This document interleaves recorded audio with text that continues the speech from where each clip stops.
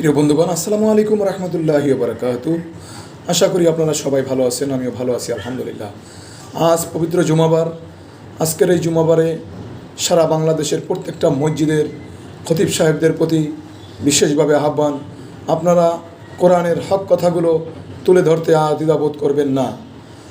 সম্মানিত মুসল্লিগণ, কোরআনের হক কথা বলতে যে সমস্ত আলেমগণ দ্বিধাবোধ করবেন এবং কোরআনের হক কথা সঠিকভাবে বলতে এখন থেকে কার্পণ্য করবেন, তাদেরকে বয়কট করার চেষ্টা করবেন। তাদেরকে বুঝিয়ে দিবেন যে আপনার কি সমস্যা।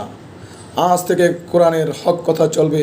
মসজিদের মেম্বার থেকে, জুমার মসজিদ থেকে মুসল্লিরা কোরআনের হক কথাগুলো শুনে বাস্তব জীবনে আমল করবে এবং এই বৈষম্য বিরোধী সমাজটাকে পরিপূর্ণ করার জন্য, সংশোধিত করার জন্য, সকলে মিলেমিশে ভালোভাবে শান্তিতে থাকার জন্য আলেম ওলামাদের গাইডলাইনকে ফলো করে সবাই আমরা একসাথে এগিয়ে যাব এবং আমাদের দেশের জন্য আমরা আল্লাহর কাছে দোয়া করব ইনশাআল্লাহ।